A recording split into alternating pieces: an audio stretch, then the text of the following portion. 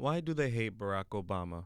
As published in the Times of India, written by Rashidul Bari, voiceover by Michael Arias. Many followers of Islam and a major political party of the United States have found a common ground. They both hate President Obama. Muslims started hating Obama when he ordered the U.S. Army to kill Osama bin Laden. Republicans started hating him in 2008 when he won the Democratic Party's nomination as its presidential candidate. How could the Muslims and Republicans, who hate each other, end up discovering a common enemy? Let's take a look. On one end of the spectrum, Republicans have launched a hate campaign against Obama since 2008 because they thought he was, quote, too black, unquote, to be the president of the United States. 4 years later, they find some additional reasons to hate him more. Besides being too black, they now consider him as one-third Muslim, one-third communist, and one-third alien. In fact, according to Gallup poll, 18% of Republicans still think that Obama is a Muslim, despite the fact that he is a Christian. Furthermore, 23% of Republicans, including Donald Trump, believe that Obama is not a natural-born U.S. citizen and consequently, under Article 2 of the U.S. Constitution, is ineligible to be president, despite the release of a certified copy of his original birth certificate from the Hawaii Department of Health. Moreover, some Republicans, including Mitt Romney, this year's presidential candidate, who usually sleeps with a copy of Machiavelli under his pillow, thinks Obama is not only a Muslim and an alien, but also a direct descendant of Karl Marx. We saw such hatred bubble to the surface during the presidential debate in which Romney charged Obama with everything and anything, including the kitchen sink. Quote, "Was Mr. Romney lying in the debate?" Unquote. Paul Krugman answered his own question. Well, either that, or he was making what amounts to a sick joke. On the other end, like Republicans, millions of Muslims also hate Obama, but for different reasons. The Muslims think Obama not only killed their divine leader bin Laden, but that he also supported the Quran burning event by Pastor Terry Jones in Florida on March 2011. In this vein, a recent anti-Islam film confirms the belief that Obama is out to destroy their religion. Hence, millions of Muslims are angry at Obama, and they found a way to express their anger by spreading the slogan, "Obama, Obama, we are all Osama," from the Middle East to Africa, Pakistan, and Bangladesh, where mobs destroyed Christian churches and Buddhist temples. The slogan quickly spread to other Muslim countries as well. Quote, "Are Muslims looking for an opportunity to become violent? Are they confused like Republicans?" Unquote. I asked Nobel laureate Muhammad Yunus this question, and he replied, quote, "They are confused because they are uneducated, but you better not become an advocate for education," unquote.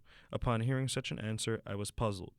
Yunus added, quote, They just shot Malala Yousaf, a baby 14-year-old schoolgirl. Her only crime was that she spoke about her passion for education," unquote. It's true that efforts to educate Muslim leaders have been unsuccessful, and most of them still believe that bin Laden was a holy man.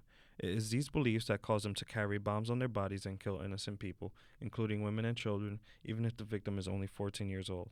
They call it jihad, and they are convinced that the happiest moment for Allah was the morning of September 11, 2001. They believe that Allah was dancing with an ocean of joy that day because the Twin Towers came down, and it was, quote, bin Laden the jihadist, unquote, who led the way. And so, because Obama ordered the assassination of their quote-unquote jihadist leader, they hate him. I asked Yunus if he could imagine what questions the Taliban would ask Obama if they had the chance. This is how he thought it might go. Taliban: "Why did you declare war on Islam?"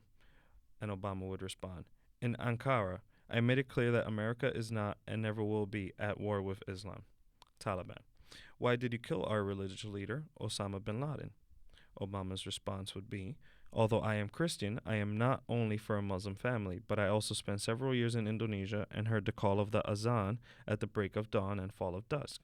For those reasons, I respect the message of the Holy Quran, which teaches us that whoever kills an innocent has killed all mankind. Bin Laden killed nearly 3,000 innocent people on 9/11, so justice needed to be done." Taliban: "Why did you sponsor a movie to insult the character of our prophet?" Obama's response would be, "I had nothing to do with the making of this film. I said in my speech at the United Nations General Assembly that the film mocking the Prophet Muhammad, which was made in the United States, was an insult not only to Muslims, but to America as well." Taliban: "Whatever, we hate you anyway." We've looked at why the Taliban and millions of Muslims hate Obama, but we haven't dug into why Republicans, including their presidential candidate Romney, hate him. During the debate, the manner in which Romney nodded his head suggested to the audience that he wanted to say something he would usually say in private, such as, Obamacare has the label of a socialism on the outside but communism on the inside. He would then tilt his head, which could have been interpreted as, "You are not even an American, Mr. Obama." Towards the end, Romney looked aggressive and perhaps manic. At one point, I thought he was going to drop the biggest bomb. Aren't you supposed to be a Muslim, Mr. President? I asked Dr. Mark Ungar, a political science professor at Brooklyn College, with whom I collaborated with on my most recent book, Grameen's Social Business Model, if he could predict what questions Romney would really want to ask Obama during the next debate, and this is what he thought. Romney would ask, "Due to your association with the new party and Frank Marshall Davis, many Americans think you are a communist.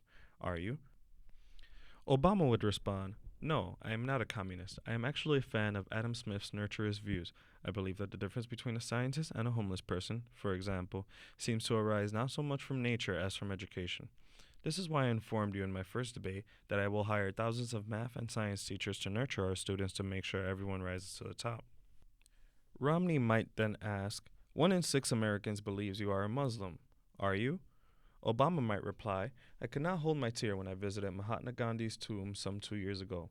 I also cried when Neil Armstrong and Steve Jobs died. I came to realize that the color of my tear for these 3 events were similar, which helped me discover that I am not only a Christian, but I am also a Hindu, a Muslim, a Buddhist, and a Jew." Romney might then ask, "Among all Republicans, 45% believe you were born in another country. Were you?"